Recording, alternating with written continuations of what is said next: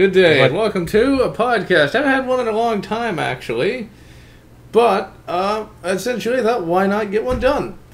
And so the M-Man and I were literally just discussing, in our very entertaining fashion, cartoons of the early 2000s. Essentially, we started off talking about Ed, Edd, and Eddy, and moved on to cartoons today.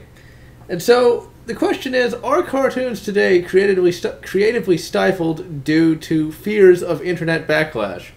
I would say so, because these days, it seems like the social justice loonies have more power than they really should. And you don't really see cartoons taking as many chances as they did back in the day. Ed, Edd, and Eddy is a classic show because it has a lot of surrealist humor, and the main characters never, ever win. And if they do, it's a very hard-fought victory. And not just that. Basically, cartoons like Ed, Edd, and Eddy, Samurai Jack, Dexter's Laboratory, Johnny Bravo. I know I'm missing a few more, but these are the ones that... Cow and Chicken. Cow and Chicken, I Am Weasel, and I Are Baboon. Because to me, there's no I Am Weasel without the baboon. What else was there? God damn it. Courage the Cowardly Dog. Oh, God. They would never let that slide today, that's for sure. Never in 1,000 years. But basically, those were the cartoons that were made when the network was already, somewhere close to failing, and they just said, run wild. We don't care. We're going to fail anyways. Then they saw the success they brought, and they said... They pretty much just said, okay, you can fuck off now. We'll take care of the rest now that it's going great, thanks to you.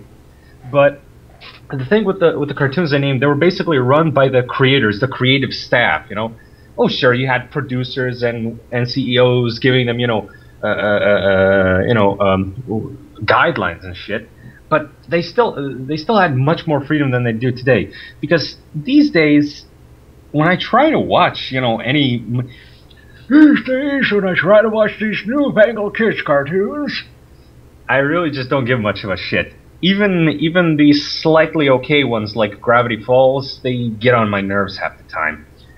The only cartoon that I've watched these past 2 years that had any sort of quality to them, and by quality I mean had actually good writing, not the schlock that I just love because it's schlocky, like Brickleberry or American Dad or Family Guy. The only real good cartoon I can name is Rick and Morty, where you have the same thing with Samurai Jack, Dexter, and so forth, where the creators have freedom. They can basically do whatever they want, but they basically run with it and play with it. It's Rick and Morty is essentially a sci-fi cartoon that first started out as a goof on Doc Brown and Marty McFly, but sort of became its own thing by the end of it. It plays with the science fiction tropes, sometimes inverts them, sometimes subverts them, sometimes runs wild with them in ways you could not expect. And it also has, the domestic life of Morty's family, which in and of itself is not as predictable as one might think at first, because the two storylines of the sci-fi and the domestic often intersect and influence one another. Basically, the creators can do whatever the hell they feel like, but knowing that they can do whatever they feel like, they decided, well, why don't we make something great, not just something that's passable? And by God, they made a fantastic cartoon that, thank God, is getting a second season that starts this July. Well, I suppose that's good. As for me, I haven't watched cartoons on TV since about 2005, when really all the quality started going down. And you could really say that Dexter, in particular, only really had 2 solid seasons, with everything after being complete shit. The third and fourth seasons are like the redheaded stepchild. I just pretend they're not there. Well, yeah, because they kind of changed up a bit. The animation wasn't as good. They completely butt-fucked Mandark as a character entirely. That's just that. It's just the designs. Okay, Genndy Tartakovsky's designs, from Dexter to Samurai Jack, are all streamlined in a sense, but they're smooth, they're flowy. You know, case in point, if you ever saw Genndy Tartakovsky, making a a basic design for Jack getting ready to swing, you can see that there's a lot of curves there. This third and fourth season Dexter just seemed streamlined in a shitty sense, where it was all ultra fucking stiff and super stocky as well, because the new Dexter design is much shorter than the old Dexter design, which I think the older design worked far better. I think that's also something that did happen towards the late 90s and then on into the 2000s, was a desire to save money on animation.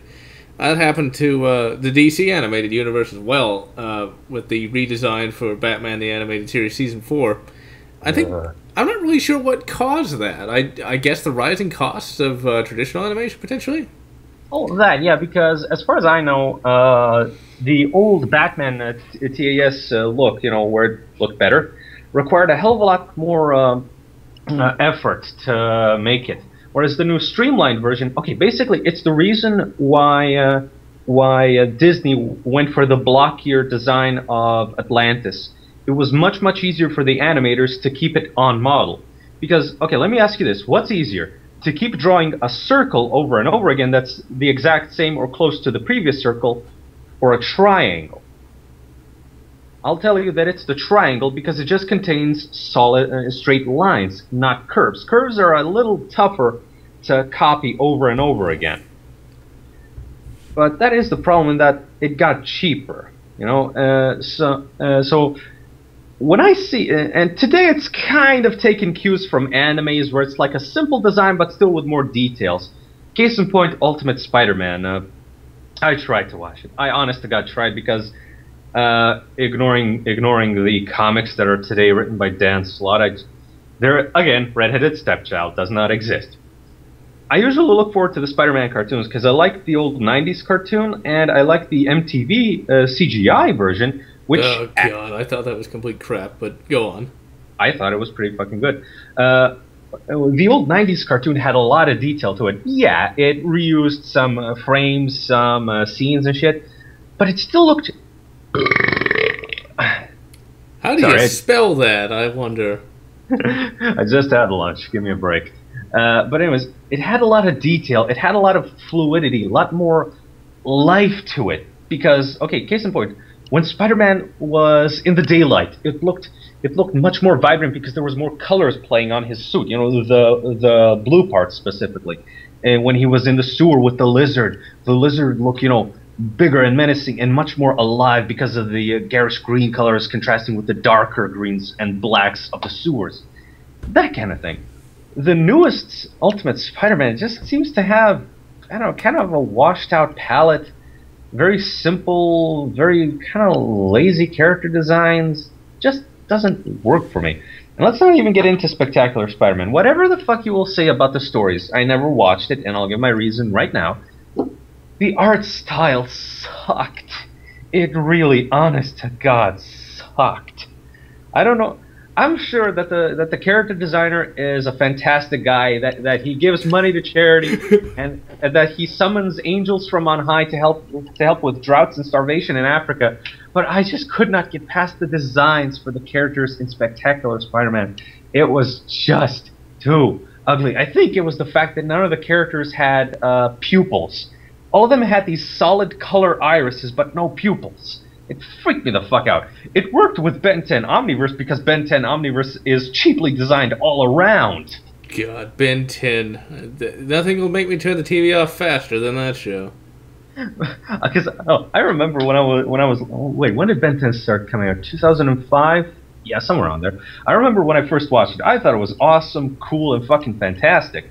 Because, like, hey, this kid can turn into multiple aliens. This is awesome. And he fights these weird villains. That's doubly awesome. And then a little later came Ben 10 Alien Force, and then Ben 10 Ultimate Alien, which kinda weren't that good. And then we had Ben 10 Omniverse, which just sucked pretty much a whole bag of turds. But see, that's the thing. I could never get into any of that just because it was so lame. And that's really what Ultimate Spider-Man is for me. It's lame. I have seen a few episodes of it, and cheesiness is not something you can intentionally do. And if you do try to intentionally do it, you have to do it well. Because if you don't, you come off as trying too hard. And that's exactly the problem with the modern Ultimate Spider-Man. It tries to be zany and fails miserably. I think what they were trying to do is they were trying to make a Spider-Man version of Batman the Brave and the Bold. And the problem is, Batman the Brave and the Bold was great because they had a very strong lead in Batman himself, with a very good voice actor who was able to portray something as being... He was able to portray Batman as being no nonsense in a very nonsensical world. Whereas, you know, you got this Spider-Man, and he's just way too... zany? That, and he doesn't have a strong enough backbone to really play the straight man. And then you got Deadpool bouncing around like an idiot. And then I remember seeing one thing where, like, Wolverine shows up, and Wolverine is just basically a one-note growly growl character. And it's like, my God, what am I watching? Or, in short, as he is sometimes called, he was in full Snickbub mode. You know, and I honestly don't have a problem with the Snickbub concept, because that worked well in the original X-Men animated series. But he just was so terrible. I mean, that's the thing. And I've seen a lot of the Spider-Man animated shows. Well, not the recent ones, but I have seen Spider-Man and His Amazing Friends. Oh my God. Do I even dare to attempt to watch it at some point? Sure. Sure. It's pure 80s, 70s, I forget what decade it came out. I think it's the 80s. It's pure whatever decade it is. It's got Spider-Man, Firestar, and Iceman. And half the time you have to ask, why the hell are they even there? The only thing I remember is the X-Men episode, because the X-Men showed up. Wolverine is Australian, and I have no idea why. He's going full Mad Max. He's supposed to be Canadian. And then... I know I'm a fucking nerd. You got a fucking problem with that? Take it up with someone who cares, because I ain't it. Then, Firestar, or like Fire Bitch. Yeah, Tumble Rights. Just get started. I don't care. Fire Bitch has the audacity to call Magneto Magneto. His name is Magneto, goddammit. Learn it. That's like the Pope calling Jesus Christ Jesus Cristo. And okay, actually that does not work because the Pope is from the current Pope is from South America. So we're okay. You probably would call it that. Okay, so that's like the Pope calling Jesus Christ JJ. Exactly. Because it's like Magneto. Oh, it's not as bad as the Fantastic Four cartoon. Everybody remembers that clip that's on YouTube of Magneto driving while high. This is not just any car. This is a special car that goes by the power of my mind. Traffic. I will not sit here like lesser men. He levitates the car. That is literally every single Silver Age villain ever. And you know what? I would take that. I would take that because I would like it because it's so stupid and dumb. But there was still effort put into it. Yeah. What I will not stand in terms of Fantastic Four is that shitty, god-awful, horrendous, abysmal, fucking turd that is the Fantastic Four's Earth's Mightiest Heroes or whatever the fuck. The one that had the anime influence. The one that had this constant bloom effect everywhere. The one that elongated everyone's faces. The one where Johnny Storm was basically a kindergartner sociopath. The one where nobody had any sort of likable personality except for Ben Grimm, because you can't really fuck up Ben. He's the ever lovable blue-eyed thing. You can't fuck him up no matter where you put him. But okay, basically compare that mid-2000s Fantastic Four to the early 90s Fantastic Four. You know, the one with the ultra hip and groovy intro song. You know, the one where they didn't have black blue suits, but pure baby blue suits. The baby blue suit version is infinitely superior because, at the very least, there was effort behind it. Not shitty hack effort, but effort from people who know what the fuck they were doing. Yes, I know I'm sprigging out about this. That's because I read the Silver Age Fantastic Four comics when I was in grade school. So they're kind of near and dear to me in some nostalgic little way. Honestly, I never liked the Fantastic Four. I thought they were a low-rent X-Men. That's actually true, but I'd much rather read the Fantastic Four than the X-Men because there's like 7 quintillion X-Men teams, comics, characters that you just stop giving a shit. Oh, and it always just devolves into god-awful romance. Well, because, I will admit that does get old after a while. Because I tried to read the all-new X-Men, the one where the X-Men of the past, when they were first formed, see the X-Men of today, where Cyclops is Cyclops Bin Laden. Well, that's only going to piss off Tumblr. I'll tell you when I start giving a shit. Cyclops Gate. And I'll tell you this, at first it was promising because I thought it was going to be a character piece, the past versus the present, how they're exploring how values change, how people change. Actually, wait, I'm not sure if we didn't already do a podcast on that particular storyline or if we just talked about it. Whether or not we did, this one will be shorter than the previous one. But it just started to devolve into personal relationships. It's like, oh, Bobby Drake, the present version of In Love with I almost said Kitty Gillespie with Kitty Pryde, but past Iceman Bobby Drake, he's a douche and Kitty doesn't like him. Oh my God, how will their relationship turn out? And oh my God, Cyclops of the present is making the Cyclops of the past look bad in Jean Grey's eyes, and she's dealing with herself dying in the present. Who the fucking fuck gives a fuck? Just get to the main event. Stop with the fucking relationship shit. Yeah. There's a fucking reason. Whenever I watch a movie and then comes in the female lead who will obviously be a love interest, that's when I stop the fucking movie because I know that they're gonna shove in shit that doesn't need to be there. God.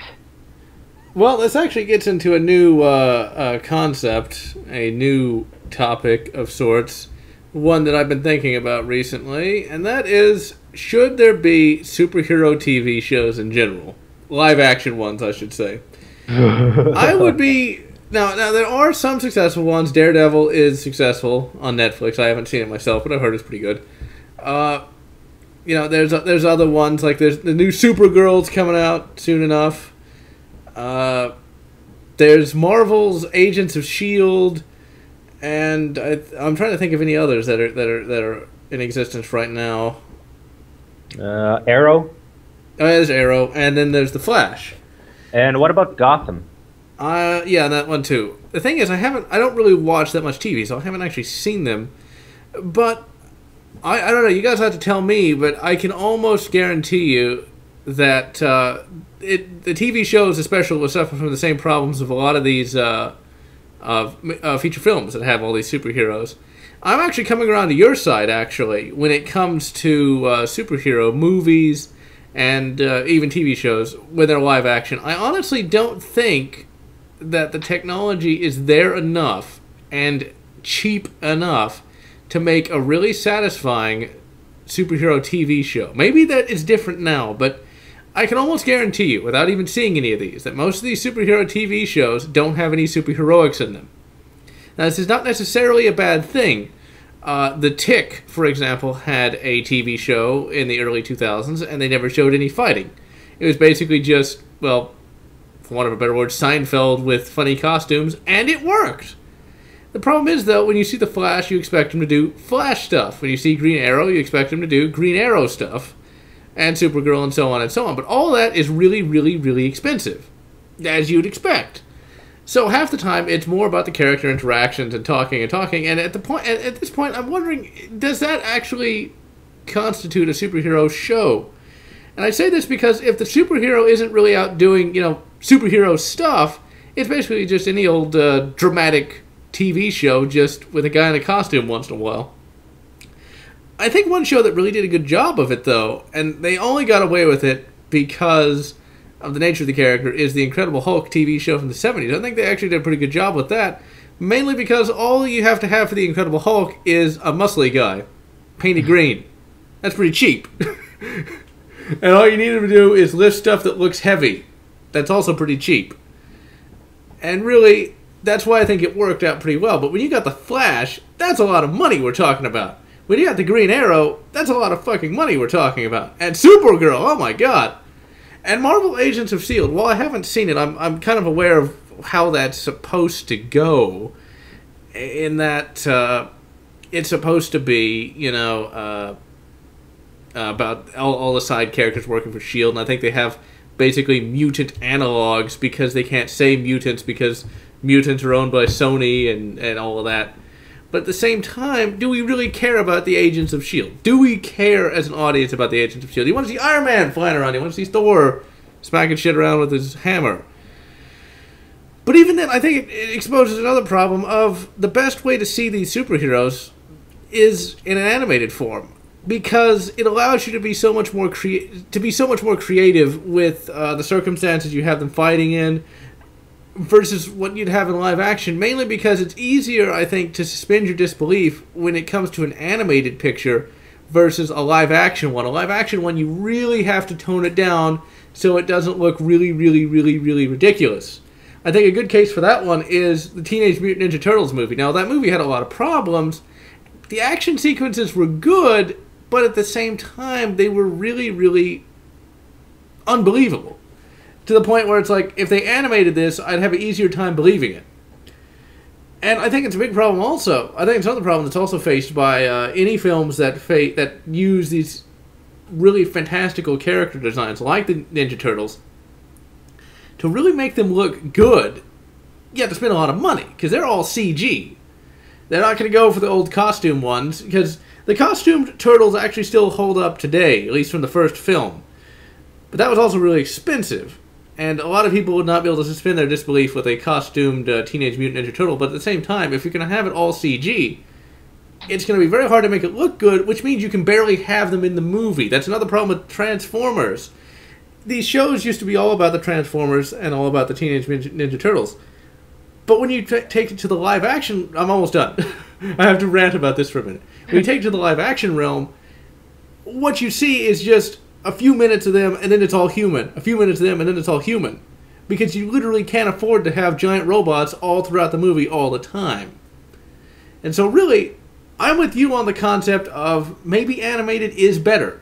Because you can show much more fantastical imagery, cheaper, and it's easier to suspend one's disbelief.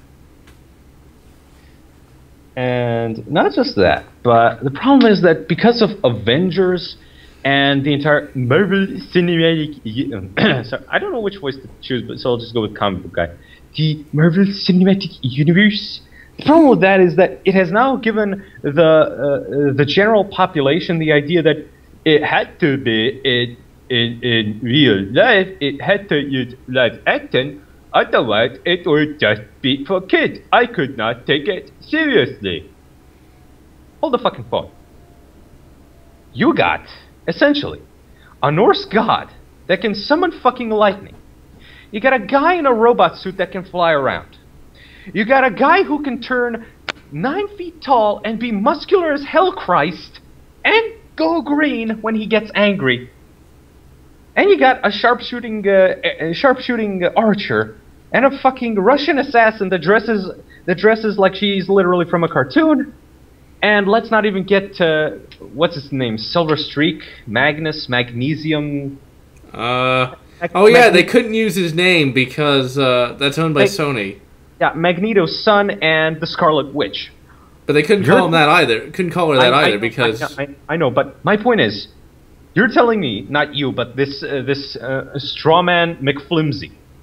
You're telling me, Strawman, that shit is more believable because it has real people in the roles? I think fucking not. Because the problem is that they're also trying to take it so fucking serious. Like, this is a work of art. This requires us to be serious because we are a serious movie-going audience. You're watching the Incredible Hulk smash. What fucking part of that is mature?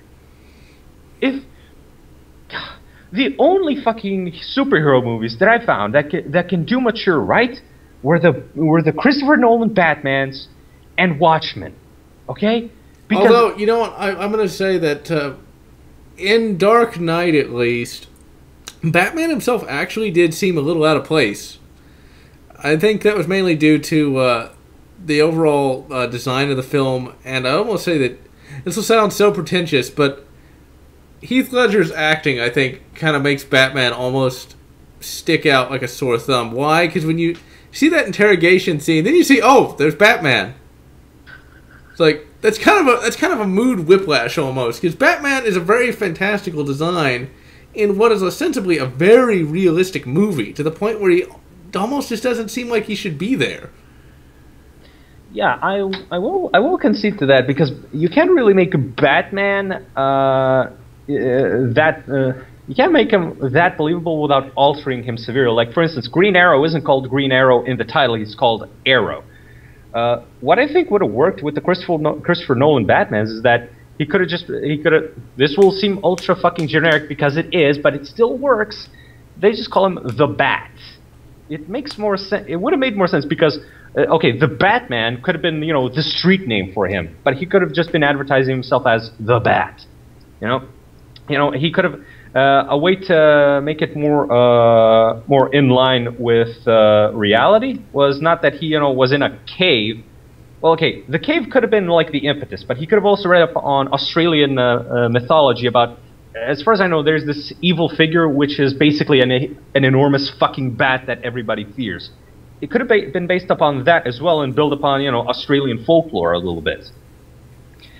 And he could have just been calling himself, you know, the Bat, or just leaving a bat insignia, and that's that.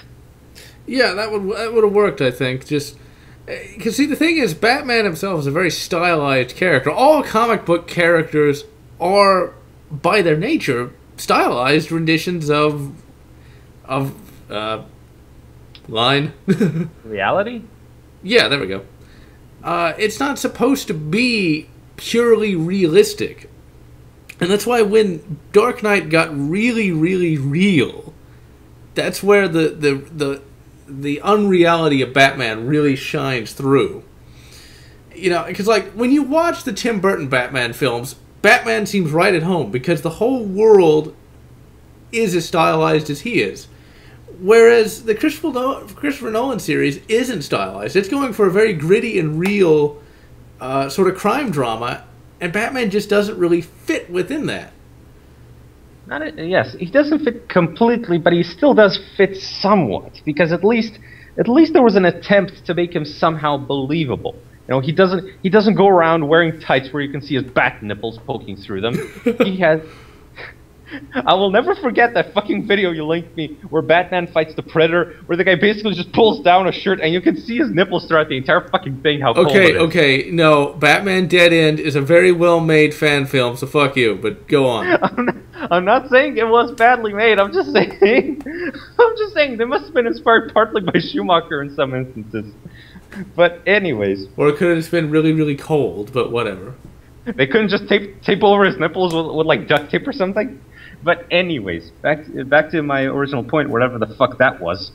The point is, in The Dark Knight, yes, Batman doesn't fit in completely, but he does fit in partially, because at the very least he looks somewhat like he belongs in the real world. He doesn't wear tights, he wears a suit of armor, which is made to, you know, cushion certain blows, not protect him completely from them, but cushion them should he actually get hit once in a while.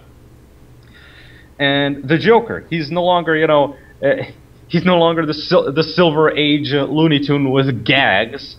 He is a force of chaos and looks the part. He's a combination of both chaos and order in how he looks. Order in that he has a suit, chaos in that he doesn't look all that right in the face, really. And I think one of the scariest parts about the Joker is, in some respects...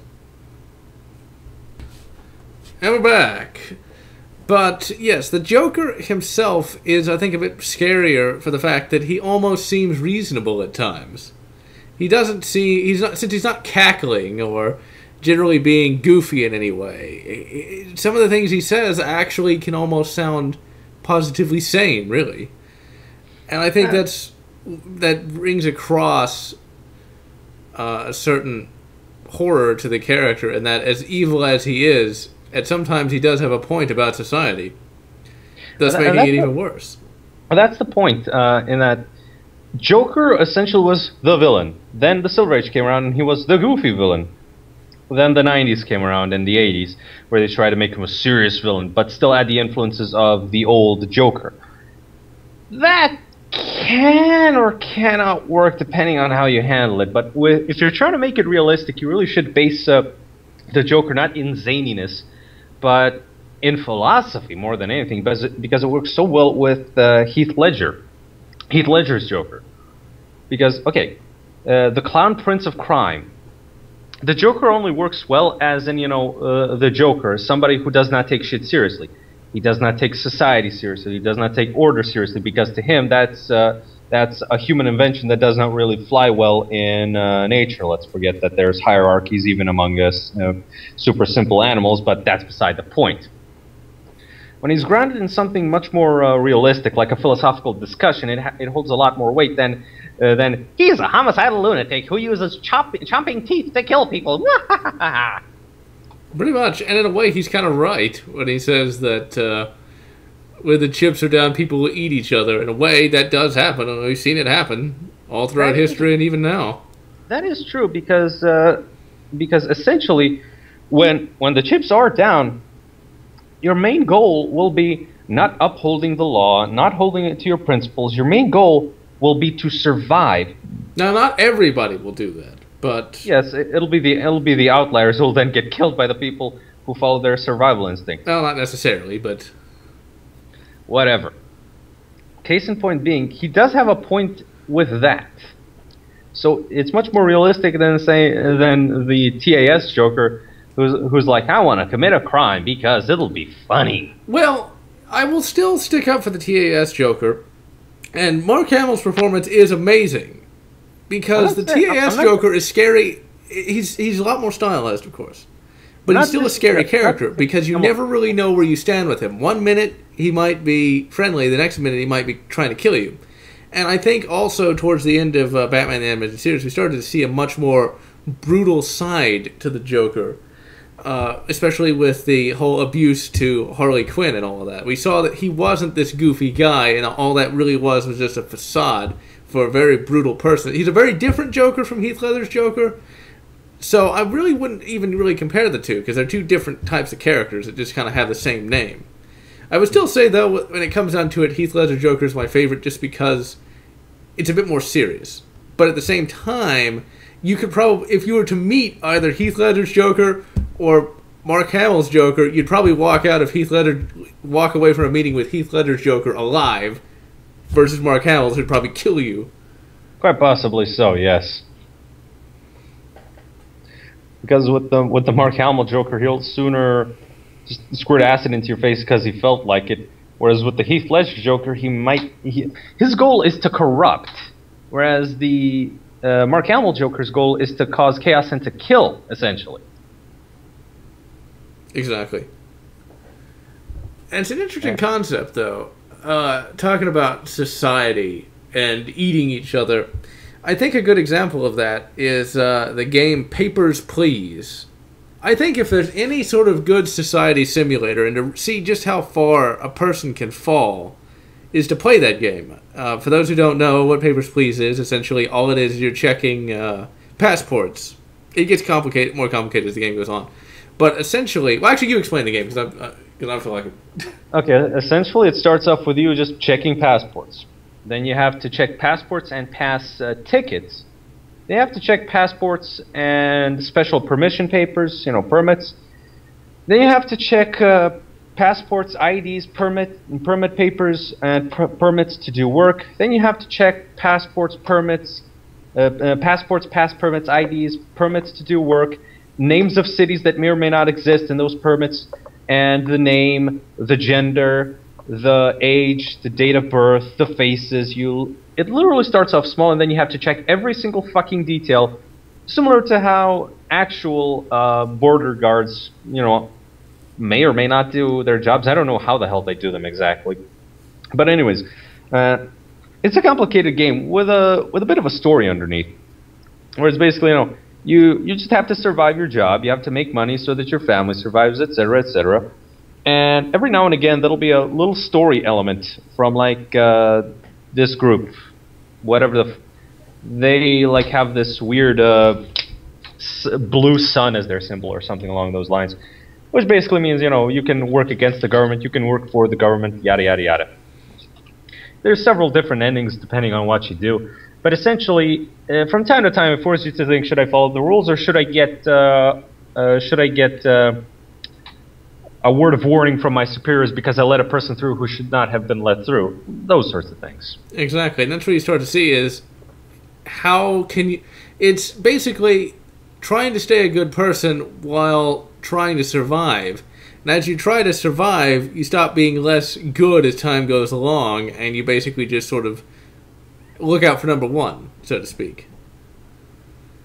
Which in and of itself isn't good, but it definitely shows you that in real circumstances, all the high-minded ideals that we have can easily be jettisoned in the face of survival.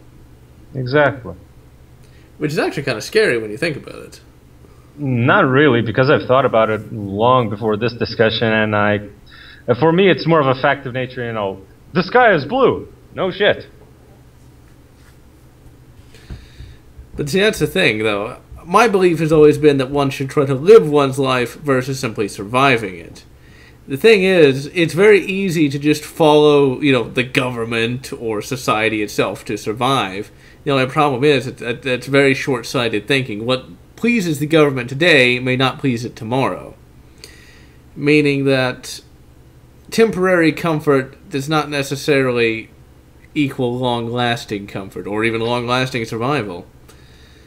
Because there are times where eventually you need to try to fight to not die and not just simply go along with the regime.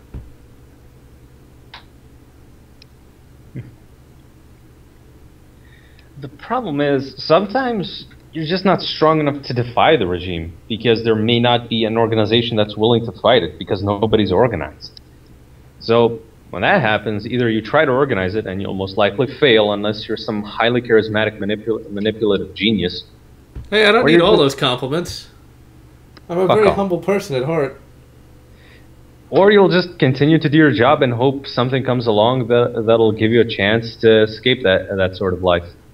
Because organizing la résistance is not as easy as just saying, "Hey guys, let's make a resistance." Okay. Well, yeah, that takes a lot of time and difficulty, and then, well, when I mean like fighting the power man is where like the man's coming to try to kill you. That's really the big issue there. Because like whenever the government's trying to find scapegoats, you average Joe number 111 probably aren't high on their hit list, but eventually you will be on their hit list, which is a problem. But I think that is something that a lot of people don't think about today, really, is just how fragile our society really is. You see all these social justice people left and right talking about white privilege and all of this. And, what's funny? They don't really know what any of that really means. They're just sort of shouting out slogans, And I think that if they ever got the society they wanted, they'd hate it even more than the society that we have now. The thing is, they know exactly what they're talking about. White privilege is basically the concept where just because, okay, I can't say you because you're not technically white per se. You're a mix. I prefer the term caramel. Thank you very much. Yeah. I'm gonna go on Tumblr and complain about it. Yeah, sure. But I, on the other hand, am white. Very much so. Now, white privilege will basically be this. It's like I managed to get an education. I managed to reach an age past 10 because I was born in a country that had colonialism that benefited from slavery, even though technically my country's the one that's been butt-fucked throughout the centuries, and it is even now. Let me tell you something, though. The Tumblrites wouldn't even be able to point out your country on a map. They'd be like, that's Africa, right? The thing is, with those idiots, they basically consider that Caucasians aren't a race, and that we have no culture. Therefore, we're not an indigenous people to Europe, which is completely fucking retarded if they ever picked up a goddamn textbook. Because I can tell you damn well that my country does indeed have a fucking culture. The only problem is that most people are too busy with the voice of Europe or some shit to fucking study it. And the thing is, with those idiots, they basically think that just because you're white, that you're king of the fucking world. If I was the king of the fucking world, I'd have a fucking beast of a computer that I could play the latest games on. I would not be searching for a job. Thank God I had a job interview today. I'll learn the results hopefully today. Were I King Whitey, the 50 millionth, I would not be essentially borderline lower class right now. A soccer hooligan. because these assholes who essentially bitch to you about white privilege, these assholes are essentially the ones whose mumsykins and daddy poos. Oh God, not that again. Paid for their fucking college tuition to go learn about cultural Marxism or gender studies or whatever bullshit. So they can go and bitch at other people for living a hedonistic, evil white lifestyle while they go sip their $20 mocha free caramel lattes. Although you know what's funny, I don't know if it's like that anymore, but in Texas they don't actually have that at the various universities. Because I went to Sam Houston State, and nobody talked about cultural Marxism. Cultural Marxism and all that shit. Okay, cultural Marxism essentially only started around 2012 as a proliferated known concept among the general internet population. Cultural Marxism as a concept existed long before that. It just wasn't widely talked about. Nah. But see, the thing is, let me finish. The social justice warrior thing only really happened with 2007, somewhere around there, and gained strength from then on. But recently it has been losing steam because people have been starting to speak out against that shit. Which is about bloody time. But you know, like I even had a class with the stereotypical college professor that had like the linen beard and everything, and was left wing, and it was never as bad as some of the shit I've heard. Holy crap! It's really funny though. It's like I took a class that was called Criminal Justice and Social Diversity. What do you think that class was about? Saying how the only reason that black people commit crimes is because white people take away all of their chances at a better life. That's what I thought. It wasn't. It actually did highlight a lot of things that I never thought of before. It basically traced the development of criminal justice as a sociological element. And one of the things that the instructor tried to, and succeeded, at least with me at least, impress upon everybody in the class is that different cultures existed at different times, which seems to be an amazing concept to a lot of people. People seem to think that each nation on the planet has the same culture now that it did when it first started. Where people today can complain about, you know, the founding fathers of America owning slaves. The problem is their culture was vastly different from what we have today when it comes to that. Back then, that wasn't considered necessarily an evil thing. Now, there were people who spoke out against it, but these people were just, well, people, and they believed what they believed. And really, as you go through history and learn more about criminal justice, you really have to not judge them based upon our values, but upon their values. Because that was the only culture they had, and that's the only culture they knew. That's the thing. That's what nobody seems to really understand about these things. And that's the first class I ever took that really tried to explain these concepts. It's like, yeah, in our culture, we believe what we believe, but not every culture believes the same way. And people's cultures can change over time. Nah, you're a kid. It's an interesting concept, though, that people do try to appease these social justice loonies. And it doesn't work, you know, because they always find something else to complain about, you know. And it's like, why bother? Why listen to these people? What are they going to do? They could form an army and attack you? They'd probably have a heart attack the second they tried to get up from their computer. No. They wouldn't have a heart attack because, remember, my cafe latte, daily yoga classes with Mr. God knows what funny name I can think of. The Pazapina Pedalon? I was going to say Skimpity because it was the first one that came to my mind, but no, Apuna Hasapima Pedalon works too. These assholes they're slacktivists. They would never go out and fight an actual battle unless it was a sit-in or dragging a mattress. These people generally have others fight their battles for them most of the time. Or and if they might have a katana, maybe. No. These are a completely different group of people. The only time they ever do go out and do something physical is if they know that they won't get hurt. Yeah. That's the thing, though. It still just annoys me, though. It really does. Because it's like so many people, like... and I think it's impacted entertainment. I know that's not really that important, but it's like we can't have another Ed, Edd and Eddy or Courage the Cowardly Dog where there's like surrealist imagery or characters getting beaten up, which I don't necessarily advocate, but well, if it serves the show, it serves the show. Or any number of things because it might hurt somebody's feelings. Not just hurt somebody's feelings, but say this is violence. And violence encourages social inequality, and social inequality leads to racism. Therefore, violence against anyone is racist.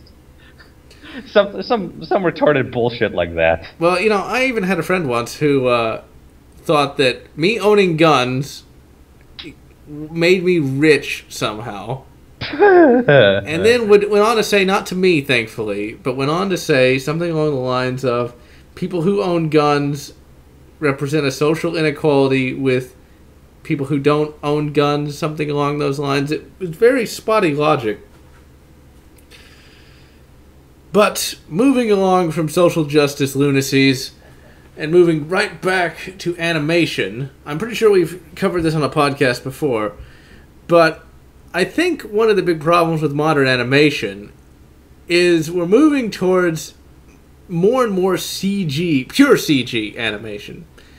And honestly, I know it's easier. That's the thing. It's easy and it's cheap. And cartoons aren't big business like they used to be.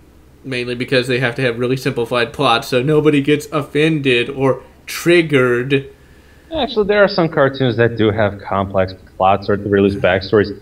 Case in point, Adventure Time, Gravity Falls, and various others. The point is that they're actually outliers, but still. Well, I guess that's something, but like... you got that Clone Wars abomination, the modern one, and it's like, it looks like shit. It looks crappy. You compare... Let me put it this way. Compare that CG Clone Wars to the previous one. CG animation, unless you have millions of dollars behind it, is not going to look nearly as smooth or as fluid as traditional animation. It's going to look like, well, a mass of pixels. And that's the thing. That's also the modern TMNT show is also CG, if I'm not mistaken. Yeah, except that it actually looks good for what it is. I suppose, but it doesn't look nearly as good as the 2D animation, though. Especially the early 2000 ones. See, I would contest that, because I actually like the designs of this CGI Teenage Mutant Ninja Turtles better than the 2003 version. The 2003 version just looked wrong to me, because, okay, they're, what the fuck do you call these shoulder muscles? The deltoids. The deltoids were literally triangles, which made no fucking sense to me, and I hated that shit. It just looked too sharp in some areas. I prefer the CGI 2012 version because at least it looks smoother, and I will say this, the animation actually is far better because it's far smoother and it allows for better action, and TMNT is essentially just an action cartoon. Well, yeah, it's not like it's long on plots, because it's... Actually, it does have some plot. There's only one thing that bogs it down. Michael fucking Angelo. God damn it. He's the orange one, right? He's the orange, loopy, random fun one. God damn, I hate that fucker. There's like, okay, Leonardo has no personality. Raph is the only sane guy there. Donatello is a fucking neckbeard stalker. And Michelangelo is cancer incarnate. I think really Raphael has always been the favorite favorite Ninja Turtle of all time. See if I can throw some more us in there. Because he's the only sane character who has a personality. It was like Leonardo was like, I am the leader, but I have trouble leading. Fuck off, Cyclops. We don't want you in our Teenage Mutant Hey, screw you. Cyclops is great. No, he's not. He sucks. Cyclops. To hell with him. Incidentally, hold on, before I forget this, I actually have a die-cast figure of Cyclops, and for some reason he has a green visor. I'm not really sure why that is. Guess he hasn't cleaned it in a while. And also that reminds me of something. Actually, go on with what you're saying. And I think that Michelangelo in the 2012 TMNT really bogs it down because, okay, it's a fun, lighthearted show with slightly dark action. Michelangelo is much more to the wacky humor extreme, which does not fit in. So the 80s. I guess so. Yeah, kind of. And the thing is, I really want to like that cartoon because I watched a few episodes and some were actually fairly okay. They even had one which was essentially an homage to Friday the 13th Part 2, and I really fucking liked that one, if only because I liked Friday the 13th at one point in my life. But the problem is that it's just Michael fucking Angelo. God damn it! It's like Leonardo I can ignore because he's a slab with a blue mask on. Donatello, I can at least laugh at his neckbeard antics. Raphael, I can root for from day to night. Michael fucking Angelo, when the Shredder, when what's his name, the Rat King, when Krang are infinitely more likable characters. Oh, Rat King is also voiced by Roseanne Barr. At least the king or queen Krang, because the Krang are actually a race now. But when the villains have more likable qualities than one of your protagonists, you know you fucked up somewhere. Yeah, but then again, Michelangelo has always been the party dude after all. There's a difference between being the party dude and essentially being retarded. Or as I like to call it, being a fucking idiot.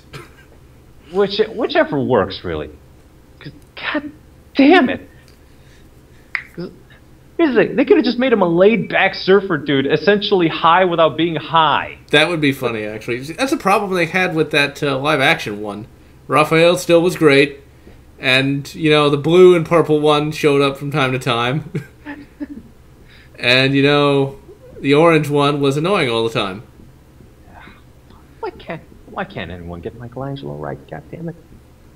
It's not like it's difficult. Just make him the amicable dude that everyone can like, more or less. Exactly. Christ. Although, I honestly did not like the live-action Turtles. The character designs were all wrong. They were way too big. I guess they had to do that so they could fit in with the superheroes of today. But the Teenage Mutant Ninja Turtles aren't supposed to be, like, Incredible Hulk-level heroes. They're supposed to be teenage. They're supposed to be mutant. They're supposed to be ninjas. Okay? And turtles. That too. So they're not supposed to be like smashing cars left and right and getting shot a bunch of times and not even getting hurt by it. They're supposed to be ninjas. They're supposed to be, flipping around and avoiding conflict or just punching things. They're not supposed to be high-level superheroes. They're basically supposed to be reptilian Daredevil almost. That could see.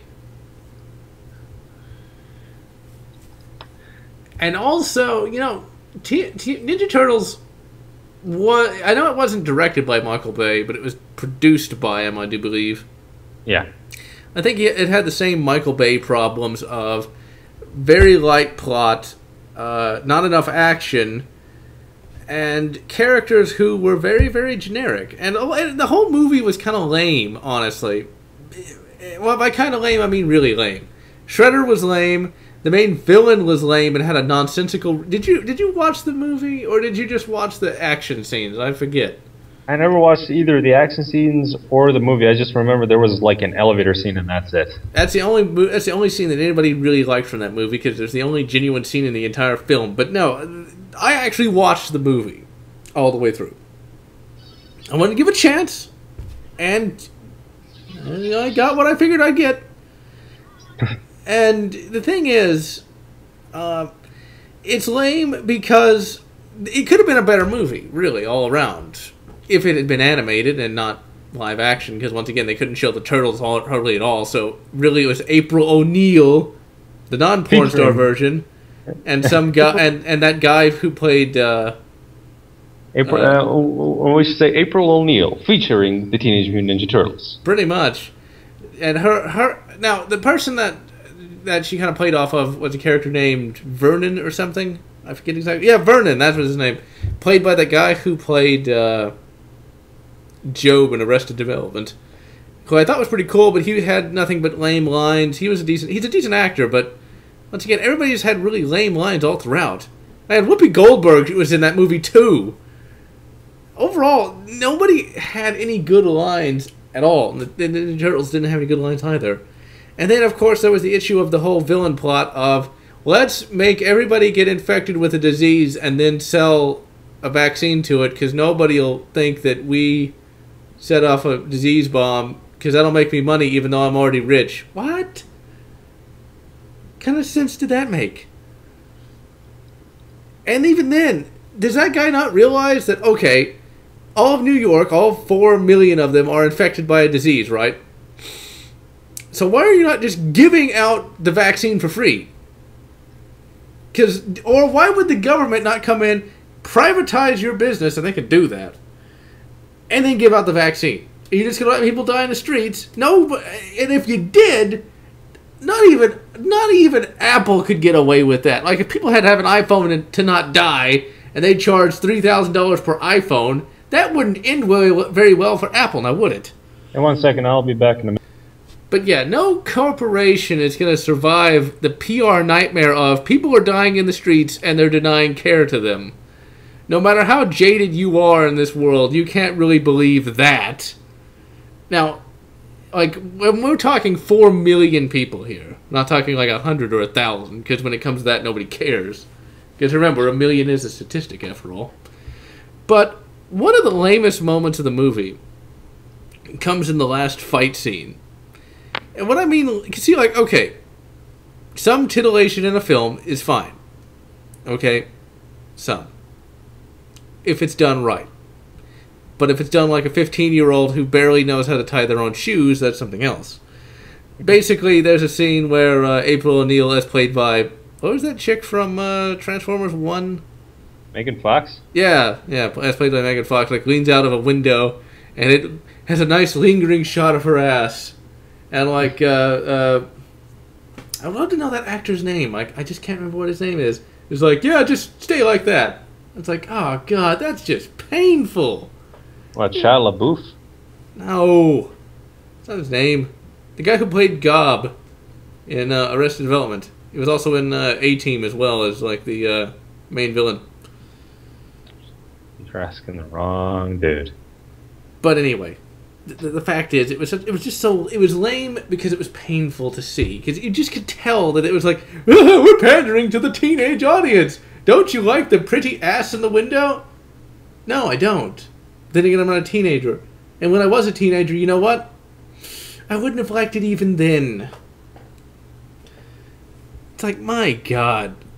That's one of the problems, I think, with a lot of these mainstream films these days, is they're kind of like talking down to the audience, you know? It's like, we're going to give you this, literally the shittiest, most lowbrow entertainment, and you'll lap it up because you're stupid. You basically summed up my problem with modern movies in general, is that half the time I have the feeling that they consider me a fucking moron.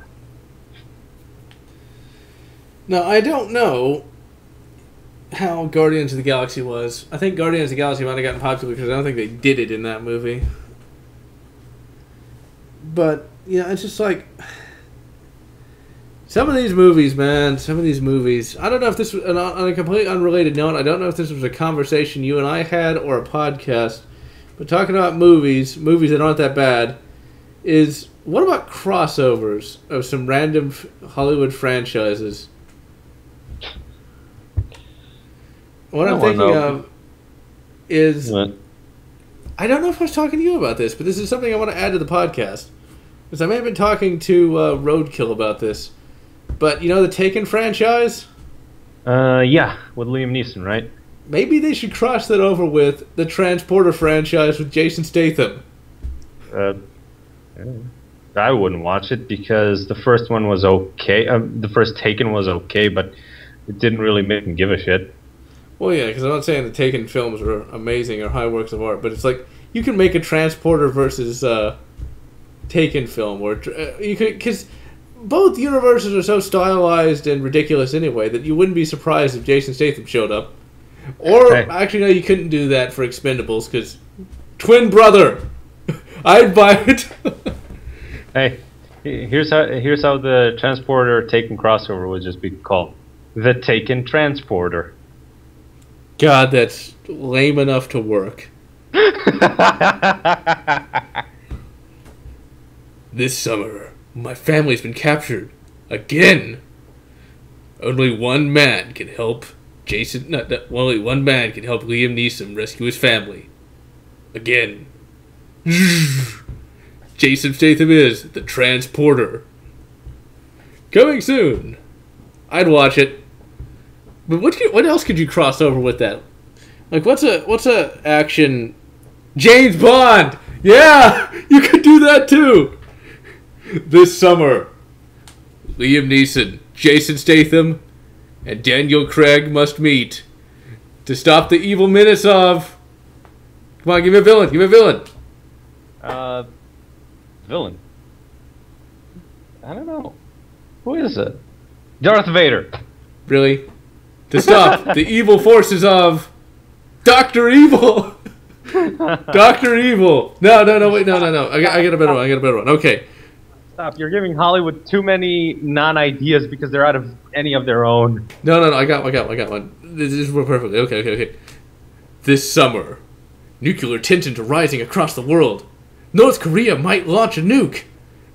Only 3 men can stop Kim Il-sung, a.k.a. Dr. Evil. Jason Statham is the Transporter. I can get you across the border. Liam Neeson is the Taken guy. I will find him, and I will kill him.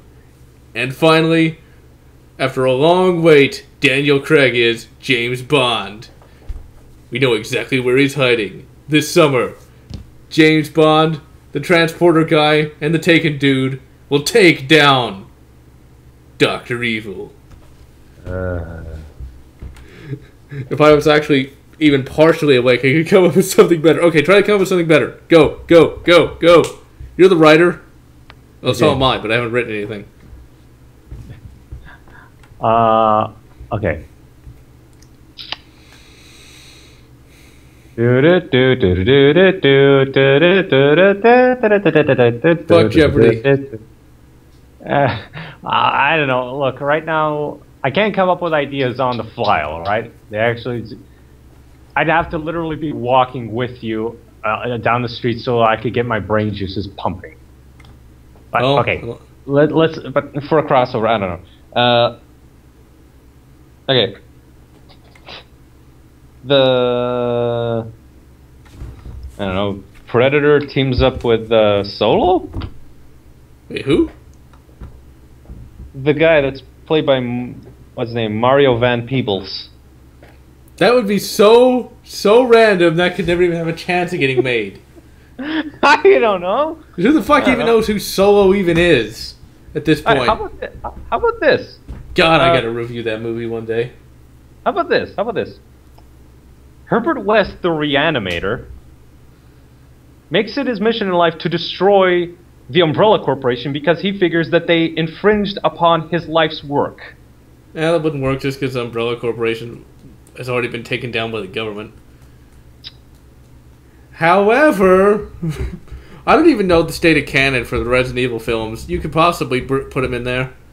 Just make a reboot. But yeah. make Reanimator versus Resident Evil its own canon. I don't know if that would work just because Resident Evil is such a high-profile one. Although I thought of another good crossover with a action franchise, and I promptly forgot it again. Although, incidentally, Roadkill reminded me of a film that has come out recently, and that, of course, is... I forgot. Mad Max Fury Road? Mad Max Fury Road. Have not got a chance to see it yet. Heard it's really amazing. Now, this is one that I had heard of years ago, and even I think contributed to the Kickstarter for it. Oh, what's it called? Oh, Kung Fury. Kung Fury, that's the one. I have not seen that yet myself. It looks pretty good, though. See, I like movies like that. See, it knows what it is, and so it's able to be... It's not even so bad it's good. It's sort of a satire, you know? And I think that works better in some respects. I think that's a big problem with modern-day superhero movies, is they take themselves way too seriously. I don't think there's a problem with that. I mean, you don't want Batman 60's level of goofiness. We already had it. And it worked in its era. And I think it's still pretty funny today. But I think these days, they're basically trying to pass off Iron Man as like a modern-day Shakespearean play of some description. And it's not. You know, one of the best parts about Iron Man 1, and they kind of stopped after that... Well, actually, no, I'll take it back. Iron Man 1 was genuinely funny, I think. I don't know, have you seen Iron Man 1? No, I haven't, because I don't care about Iron Man at all. I care about very few superheroes. Like, I probably won't even watch Batman versus Superman. It's how much I don't care. Wow, you have no soul, sir. But anyway, Iron Man 1 was good because it had genuine humor. It had a soul to it. Captain America, the first Avenger, is actually probably one of the better superhero movies out there because it's not necessarily a superhero movie. In many respects, it's sort of an alternate history movie. And Captain America himself is a more believable hero than anything else, I have to say. He doesn't really have super technology. He got transformed into a super soldier. So once again, he doesn't really need some super special CGI armor. He's basically just a guy who has a lot of muscles, and that's about it. And Captain America, the First Avenger, had a lot of good humor in it. And it had a lot of soul to it. But I think all these later Marvel movies lack that soul. They're trying to... See, look at the funny thing. Laugh, damn it. Laugh!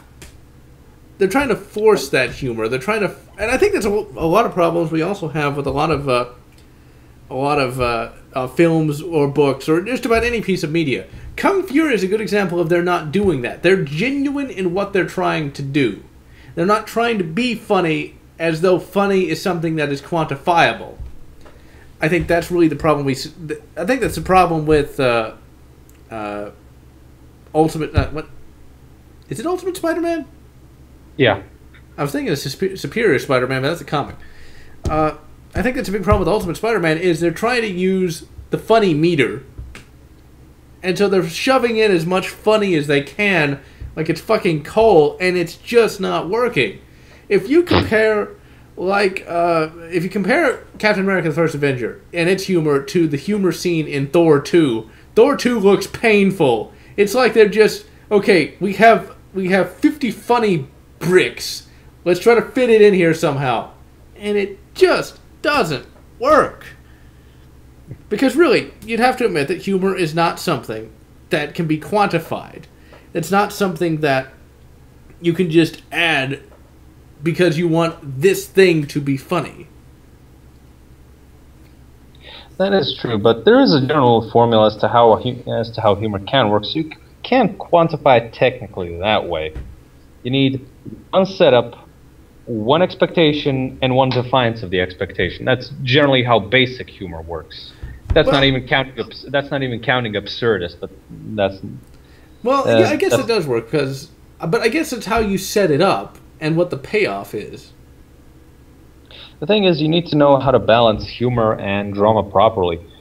And basically, okay, one of my favorite movies is Cool Runnings. Really? See, that's the thing. The man makes us all think that he's this super sophisticated guy, and it's like, oh yeah, one of my favorite movies is Cool Runnings about a Jamaican bobsledding team. And yet you will not watch these movies that... go on.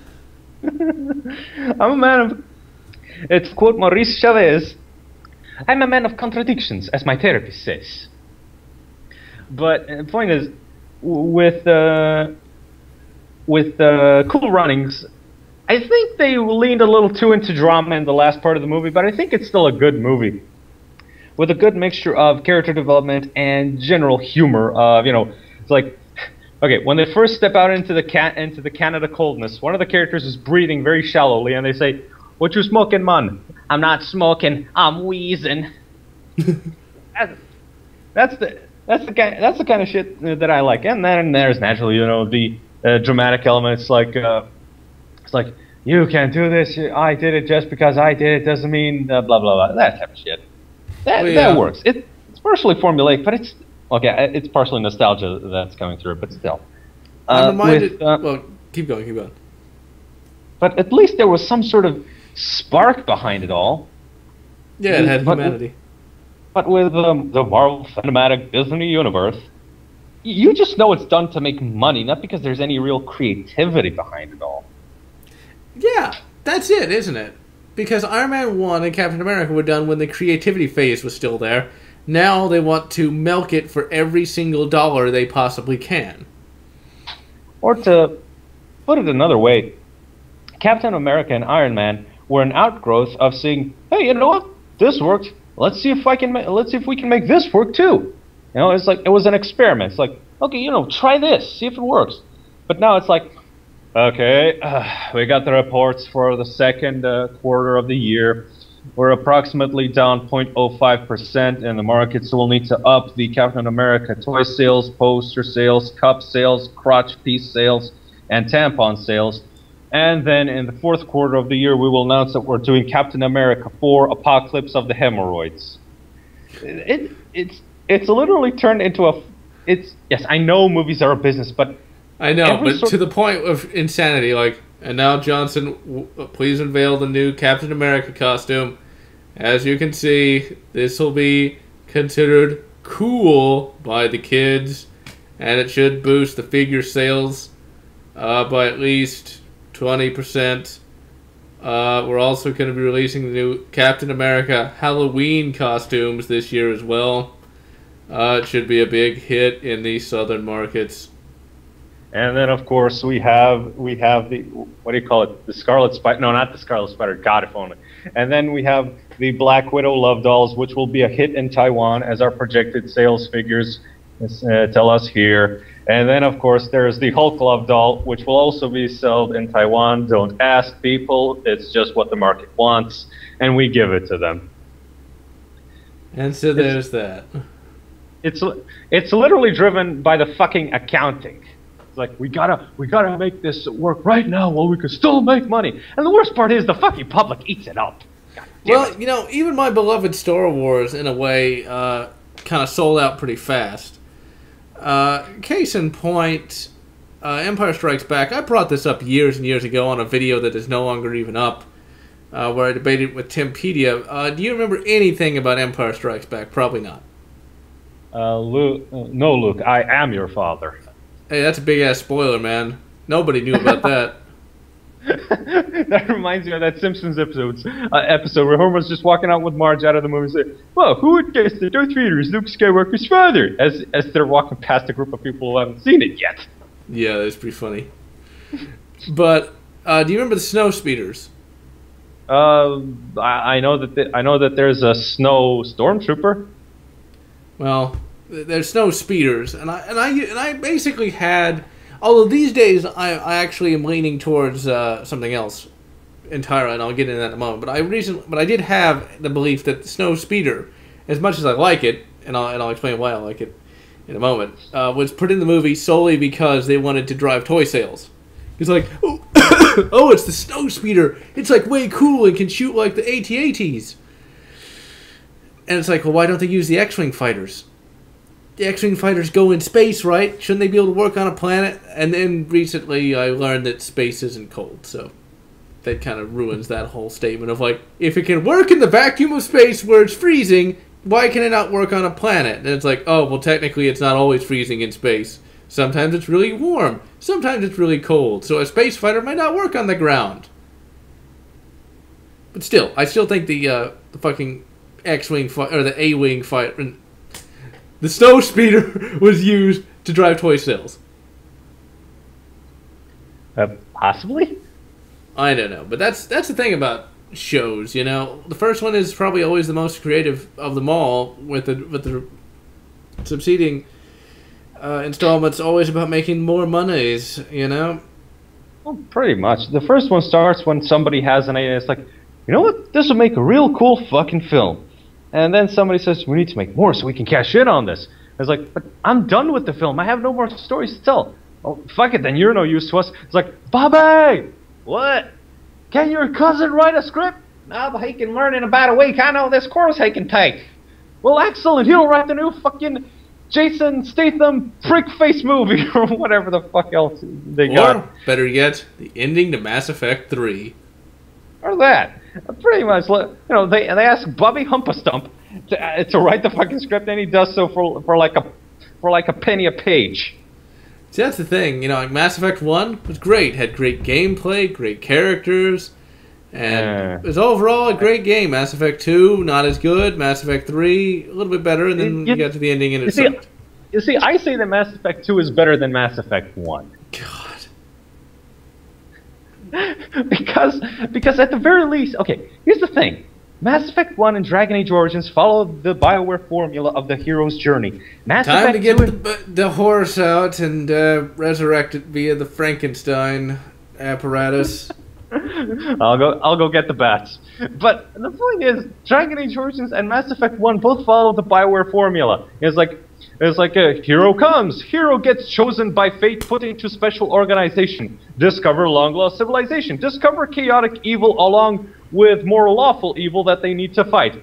They fight, the end. With Dragon Age 2 and Mass Effect 2, there's at least something different in it. Dragon Age 2 is essentially your rise to fucking power in the city of Kirkwall? Yes. Okay, your rise to power in the city of Kirkwall. Mass Effect 2 is essentially, it should be, you know, let's stop the collectors, but it's more about the characters that you're spending your time with, much more so than in Mass Effect 1. I don't know, I'd still say you spend a lot of time with your character in Mass Effect 1, but... Not nearly enough as in Mass Effect 2, because in Mass Effect 1, in Mass Effect 1, the plot drives the characters. In Mass Effect 2, the characters drive the plot. Only somewhat, though.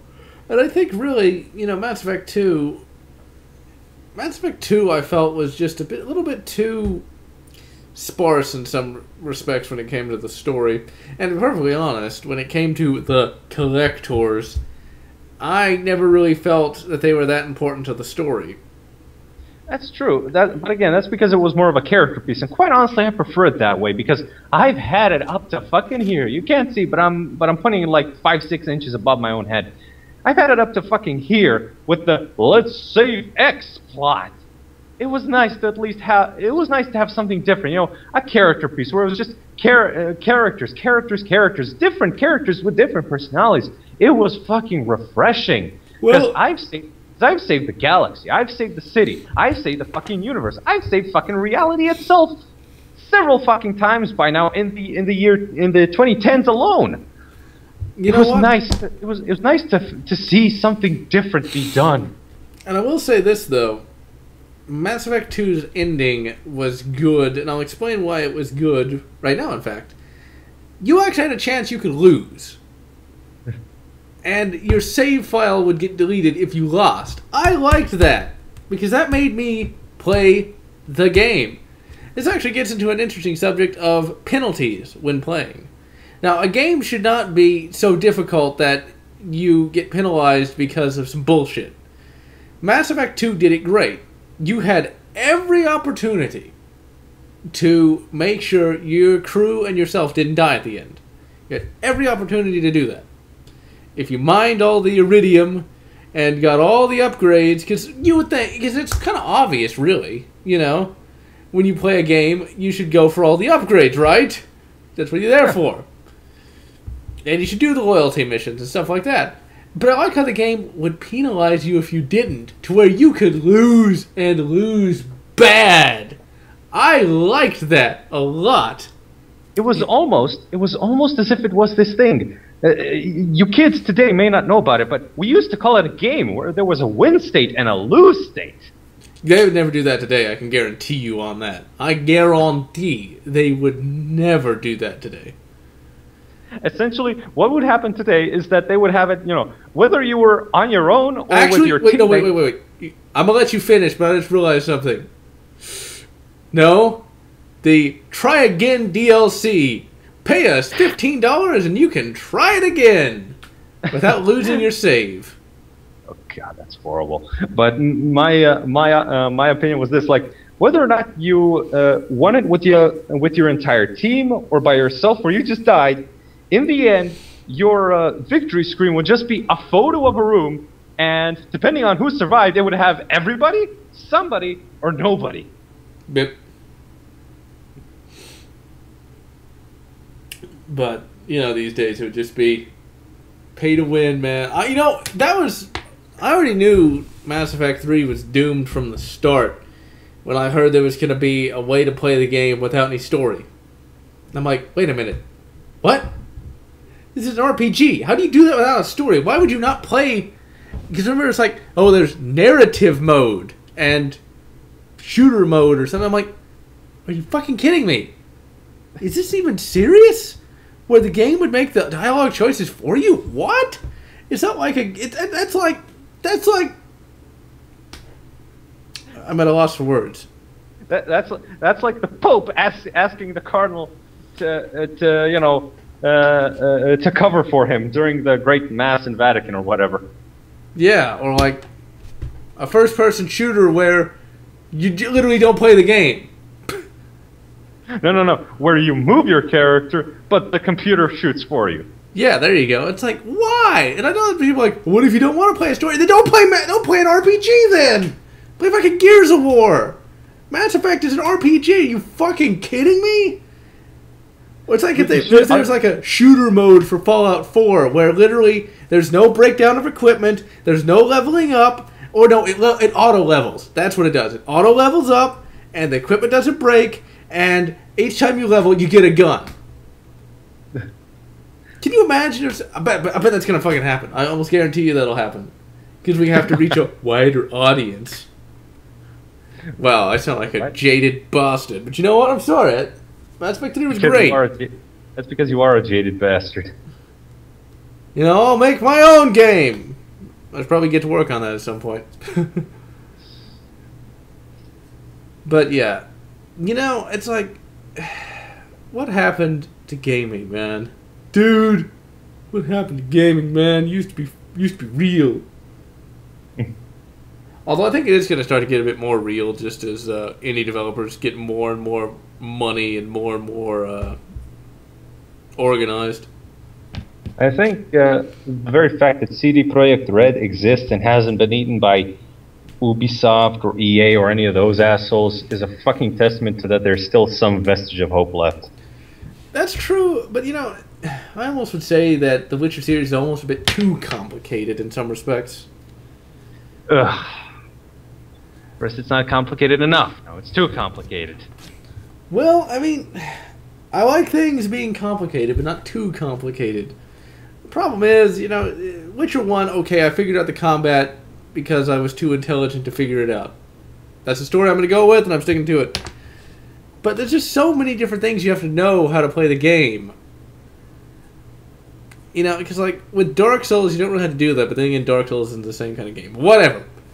I don't want, but the thing is, I want gameplay like Mass Effect 1 or KOTOR.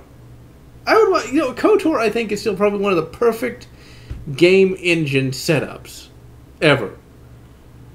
Because it's got enough complexity and it makes sense. You don't have to do like Yahtzee said that you have to take like a 2-week correspondent course to figure out the UI.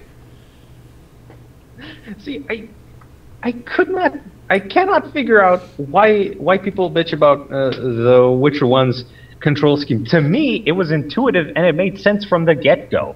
And here's the thing: I wasn't a PC gamer all my life. I mostly just played on PlayStation 1 and PlayStation 2, and I figured out The Witcher without having a fucking problem. Well, I don't know.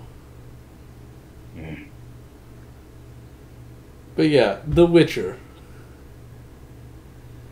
And I'm not even sure. See, the problem with The Witcher, though, I think my biggest problem with The Witcher is there's no character creation. I still like that concept. You know? For fuck's sake. Look, just because you cannot stroke your fucking ego like Chad Thundercock, I'm gonna make him look like myself because that is awesome, does not mean the game is somehow lacking, because Deus Ex Human Revolution didn't have a character creation screen at all, and it was still, I would say that it was much better than the entire Mass Effect series put together. I don't know if I go that far. Yeah, I would go that far and farther, and say that Deus Ex Human Revolution was better than anything BioWare made in the last 10 years. Don't know if I'd go that far, but I see what you're saying. The problem is, though, I think when you're playing an established character, it's, well, shit.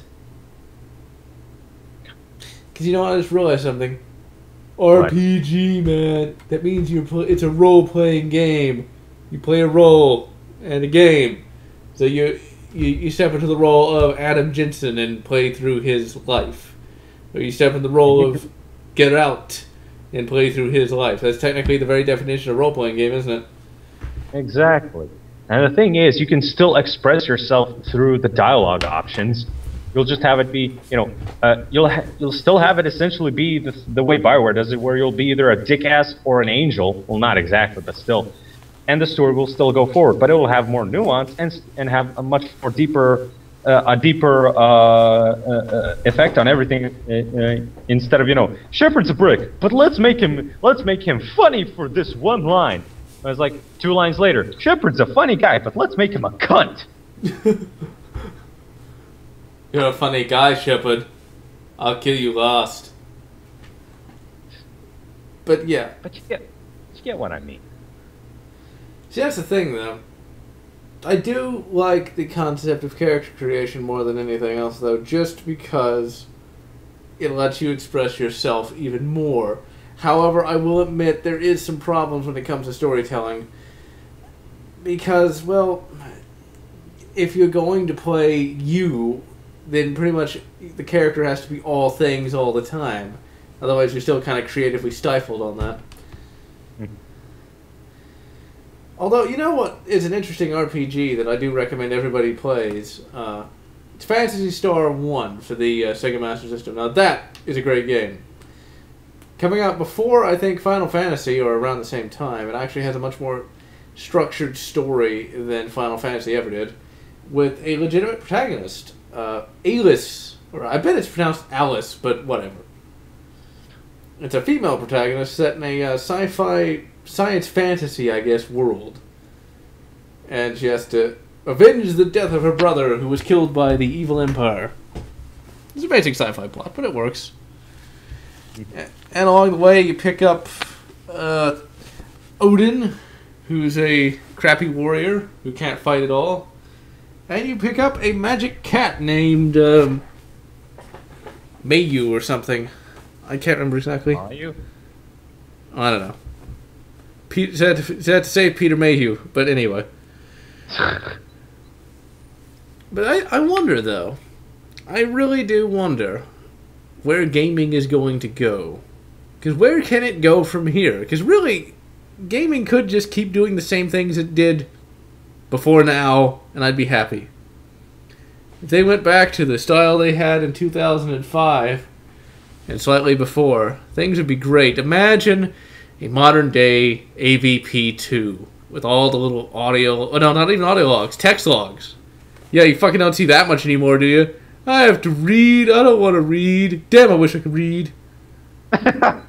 Guaranteed that's what some players actually say. It's like, damn, I wish these dialogue wheels didn't have so many words. And like, you know what annoys me? You know what really grinds my gears? People. No, not gears, gears. Well, whatever. I'm not from the hated North. But no, I recall playing a game with somebody once. It was COD, actually. I forget which one. I think it was one of the early ones. It was like, oh, these guns are shitty, man. They're not fully automatic. And it was like set like in the 40s. It was like, really? Really? Really? God. People like that, man. Fuck those people. And if you're one of them, fuck you. What are you gonna do? Not watch? You gonna turn it off? Come on, turn it off. Turn it off. Chicken. Hey, don't turn it off. No! Yeah. That, of course, is a reference to The Simpsons. I believe it was the second Halloween special. It's a Homer line, actually. I've been doing some rewatching of The Simpsons. I think you actually mentioned once that The Simpsons were not very good for plots, but very good for random gags, and I actually have to find that I agree with that concept. Well, that's true, because most of the... Okay, first they set up a plot, then they switch it to a new plot, and nobody really cares. It's really just the gags that are better. And essentially, I think The Simpsons would do better if they became a sort of like a Key and Peele show, where it's just, skits, funny situations. Because, in fact, I think that's how the fucking Simpsons writers even do it. They come up with gags and then just build a plot around them. Yeah, I'd agree with that. Because, there's so many, 'tis a fine bond, but sure 'tis no pool English. Doeth. There's all of those. It's although, you know what? I definitely will say this. I've watched up to Season 8, and I'm going to stop, because Season 8 sucks. I think The Simpsons really had a good, solid 7-season run. It was funny, and, it had that spark of creativity to it. And it wasn't mean-spirited. There's actually, this will be our last topic for the day, good-spirited humor and mean-spirited humor. Or just mean-spirited types of shows in general. The Simpsons, for its first 7 seasons, was a pretty well-spirited show. There were some jokes at different characters' expenses, but at the end of the day, Bart and Lisa still loved each other as siblings, and Homer and Marge were still happy to be together. And then I think Maggie was there. But anyway, after season 7, you saw that they didn't really like each other, or there were these really bad situations for all of them. It was just, mean. And it's you watch that, it's ha, ha, ha, that's so funny. They're all assholes. I certainly feel good watching that. Because The Simpsons could actually be fairly dramatic at times, and somewhat heartwarming. Whereas just... Yeah. Like that scene, do it for her. Yeah. You wouldn't see that... I know you don't see that in later seasons. God. I saw The Simpsons fall apart. Dude, I saw some shit, man. I saw The Simpsons fall apart as a show. Traumatized me forever, dude. It's like going to Nam. But seriously, though, I did see that show fall apart. And I was a kid. So it was if even dumbass young me could recognize it, it's got to be bad. Because I remember, I think it was The Simpsons' 200th episode or something, where, the town was overwhelmed by garbage and they had to move it. I was this is the stupidest thing I've ever seen in my life. And then it only got worse. And it's still going on. And it's why? Who watches that? I guess the same people who watch Family Guy and, what's the other one? Cleveland Show? American Dad? Yeah, that's the one. Hey, I watch those. Are they as bad as I think they are? According to your tastes, very much so, yes. But for my taste, they're essentially just eh. There are some good episodes here and there, but mostly eh. I remember, didn't the dog die? I forget what his name is. Brian died, then he came back to life via time travel.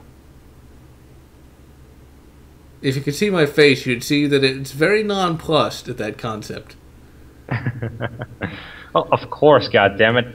They weren't going to kill off one of their main characters. Jesus. Oh, yeah, I remember that. That was all over the news. Opal and I were laughing at people for thinking this was a big deal. It's they killed the dog on Family Guy. Meanwhile, the United States government has seized over 3 million acres of land and is currently building giant detention facilities. But the dog is dead. They're now going to begin shipping people almost immediately. People are so easily distracted by everything these days, aren't they? Pretty much. So you got a good final topic? A good final topic? Shit, I don't know. Maybe something that we can continue off of that was previously said. Sure. I don't fucking know. Well, let's get back to the topic of how cartoons suck today. And so that's how we shall end it. Cartoons. Because I don't know. I just can't stand. Maybe it's just because I'm older and my tastes have changed. Because, well, I didn't just. Unlike the stereotypical neckbeard, I actually expanded my horizons. I did not just stick to reading Spider-Man and his amazing adventure friends. I actually went on to read, novels, classics that introduced me to different writing styles, different cultural sensibilities, that shit. But most cartoons today just suck. Most movies today suck. I don't know if I'd go that far. There's still some good flicks out there. I'd very much say that movies today suck major balls. Because half the time it just feels like I've seen this somewhere because I have seen it somewhere. Not that exact scene, but that general idea done in a similar way. Well, there's that, and a lot of movies these days just lack that creative spark. Although I still want to see Mad Mel and his amazing adventures, though. And it's not just that. It's just most movies are just either sequels or fucking remakes or adaptations. You know what? You're right about that. I will not dispute that. Even before the golden age of Hollywood ended, you still had adaptations, which sucks. Because here you have a brand new fucking medium. What do? You adapt an existing work to it. That's fucking stupid. You can make your own stories. That's the reason why, for instance, it's like, okay, when I think of a good movie that's not an adaptation, it's like several come to mind. Among them, I Saw the Devil, High Plains Drifter, Hobo with a Shotgun, yes, we're bringing up that dead horse again, Pulp Fiction, Reservoir Dogs, Old Boy, shit. Oh no, wait, Old Boy is an adaptation. Right, my bad. But it's one hell of an adaptation. But that doesn't count. As for me, Alien, Predator, Terminator, Star Wars. I'm not done. The Breakfast Club. Really, that show of all things, The Breakfast Club. That's a movie, and what? I liked it. I know, but I just would not picture you being a fan of that. I actually rather like that show myself as well, but it's like The Breakfast Club. It's well written, it's well executed, and the characters first start off as stereotypes, but then become people, and you actually grow fond of them. Something that I can't say about most modern movies. My God. So the M-Man does have a heart. It's just shriveled up, black, and almost dead. Probably get that looked at. She didn't eat so many cheeseburgers and bacon. Oh yeah, even I have something approaching a soul. Yeah, The Breakfast Club. You wouldn't think that I'd like that movie, but I found it to be fairly good. Actually, with you, it would have been a 50-50 because you might have said, these people are all idiots. Fools like the ones I knew in high school who are only interested in themselves and their little cliques. Small-brained peons who've never read a single book more complicated than See Jane Run. Honestly, if I actually knew those people in high school, I'd be like, these people are pretty cool. But that reminds me, I read somewhere a very depressing... Actually, you know what, I won't even say it because you'll get depressed and we don't need that right now. Well, I'm already depressed, so let's move on. Okay. But yeah, most movies, they're just abject. No, wait, what was really depressing? What did you read? I want to know. Oh, the whole, The Breakfast Club, the brain, the jock, the criminal, and the basket case, all becoming friends in the end. That would only last that one day. The next day, they would just go back to their own cliques and maybe communicate a little, but not too much, because they would be afraid of their own cliques excommunicating them. They would just get back to normal. See, I don't find that depressing just because in my mind that there's a good chance that could happen, but there's also a chance it might not. Because, once again, they're still human beings, so it's rather difficult to predict exactly what they're going to do. Yeah, see, but I have no faith in humanity in those cases. Dude, I have no faith in humanity, man. It's all just pain. It's just pain and blood and the rage of a beast. Oh, wait, that's rock and roll. Or is it punk? Life is pain. Life is only pain. Oh, and this is an adaptation, but I will still name it. I fucking love Apocalypse Zero.